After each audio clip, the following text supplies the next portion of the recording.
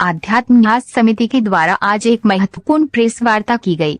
वृक्ष बचाओ, रोग भगाओ, शुद्ध वायु में श्वास लेना, शुद्ध जल को पीना एवं शुद्ध भोजन को खाना प्रत्येक प्राणी का मौलिक अधिकार है। इसको वृक्ष प्रदान करते हैं राजकुमार मिश्रा। वृक्ष कानून अधिनियम का कठोरता से मौलिक अमल में लाना अत्यंत जरूरी है। सत्यनारायण पांडेय रिपोर्ट। जमील अख्तर, वाराणसी। वृक्षों को कटने से रोकने के लिए अध्यात्म समिति के पदाधिकारी आगे आए हैं। समिति के संस्थापक राजकुमार मिश्रा ने वृक्षों के महत्व को तथा उनके काटने से उत्पन्न होने वाले हानि को सबको अवगत करते हुए कहा कि विगत 10 से 12 वर्षों से भारत संपूर्ण विश्व में अंग्रेजी स्थान बनाने जा रहा है। स्वच्छ भारत अभियान में संपूर्ण भारत में सफाई का अभियान चल रहा है, जिसमें सड़क के किनारे सैकड़ों वर्ष पुराने पीपल, पाकर, बरगद, गूलर, आम, चिलबिल और भी कई प्रकार के हरे भरे वृक्ष काट दे जा रहे हैं, जिनसे हमें भरपूर मात्रा में ऑक्सीजन मिलती है। इससे वातावरण में ऑक्सीजन की अत्यंत कमी आई है। इससे अनेक प्रकार के रोग उत्पन्न हो रहे हैं, जिनमें चिकनगुनिया, जोड़ों में दर्द, बुखार, वन दर्द, श्वास से संबंधित कुछ बीमारियां आदि प्रमुख है। प्राचीन वृक्षों को काटकर पौधों का रोपण करने से पर्यावरण संतुलित नहीं हो सकता है, क्योंकि सैकड़ों पौधे एक साथ मिलकर भी एक वृक्ष की बराबरी नहीं कर सकते। हरे भरे वृक्षों से हमको ऑक्सीजन भरपूर मात्रा मिलती है और पर्यावरण संतुलित रहता है। सड़कों के किनारे वृक्ष काटकर गमले में पौधा लगाने से पर्यावरण को संरक्षण नहीं मिल सकता। सरकार इसकी अवैध कटाई को रोके तथा हाईवे और रोड के दोनों तरफ वृक्षारोपण हेतु भूमि का अधिग्रहण करे, अन्यथा सड़क के किनारे भवन एवं होटल का निर्माण हो जाने पर वृक्षों का लगाना संभव नहीं हो सकेगा। हमारी मांग है कि मैं डॉक्टर राजकुमार मिश्र, अध्यात्म न्याय समिति का संस्थापक एवं सचिव हूँ। आज ये प्रेस वार्ता रखे हुए हैं, क्या कहना चाहेंगे?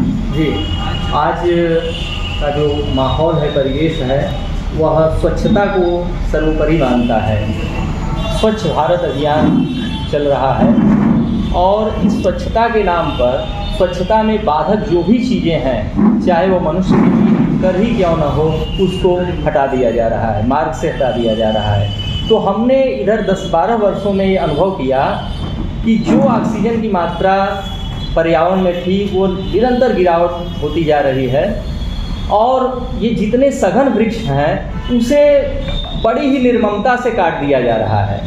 और मैं यह नहीं समझ पाता कि वन विभाग क्या करता है, किसके सहयोग से वो काट दिया जाता है। तो सड़क चौड़ा होना चाहिए, लोगों की आवश्यकताएं हैं, अच्छी बात है, परंतु वृक्ष उस सड़क से कहीं ज़्यादा महत्वपूर्ण है जो हमारे जीवन के लिए आवश्यक है।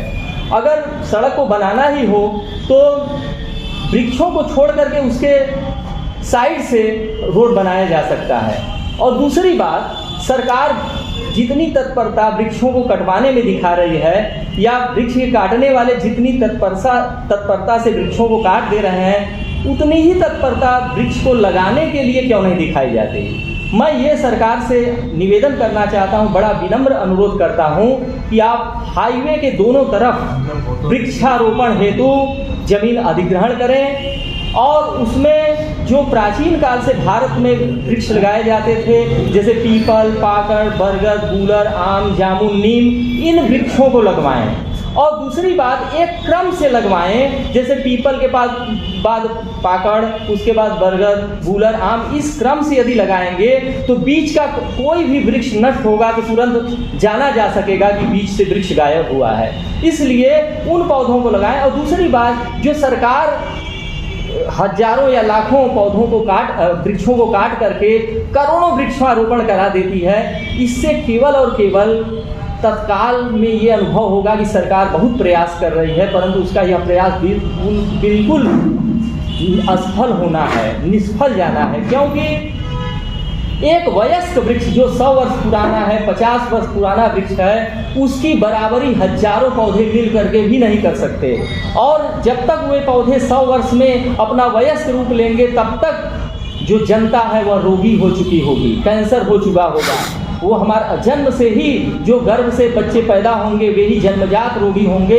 इसलिए हमारा सरकार से अनुरोध है कि वो वृक्षों को बचाए और वयस्क वृक्षों को कदापि न काटे। हाँ, जहाँ पर कैंटोनमेंट क्षेत्र है, जहाँ सैनिक छावनियाँ हैं, उन लोगों से मैंने परामर्श किया कि आपके यहाँ हरियाली कैसे सुरक्षित रहती है। तो उन लोगों का ये कहना होता है कि अगर कोई योजना आती है तो 6 महीना पहले ही जिस वृक्ष को काटना होता है 6 महीना पहले या साल भर पहले ही हम लोग वृक्षारोपण कर देते हैं, उसके बाद उतने वृक्षों को काटते हैं। तो मैं सरकार से यह अनुरोध करना चाहता हूँ कि आज का यह कार्य भविष्य में रिजल्ट परिणाम देने वाला है।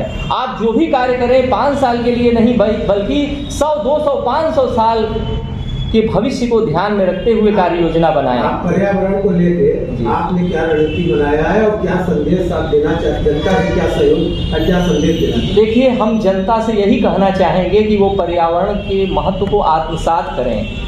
शिक्षा, पर्यावरण शिक्षा अनिवार्य कर देने से पर्यावरण का कुछ भी उपकार नहीं होने वाला है, क्योंकि जब तक उसको हृदयंगम नहीं करेंगे, वृक्षों के नज़दीक बैठ करके उसके लाभ को आत्मसात नहीं करेंगे, उसको वायु को शरीर में ग्रहण करना नहीं सीखेंगे, तब तक कुछ भी हम कहेंगे करेंगे वह सब व्यर्थ ही जाएगा, उसका कोई प्रभावी परिणाम नहीं आएगा।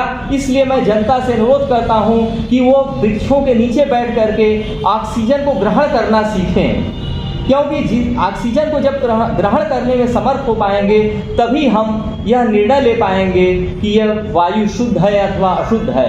अन्यथा हम केवल चाहेंगे कि वृक्षारोपण हो जाए, लोग वृक्ष लगावें, परंतु स्वयं नहीं लगा पाएंगे।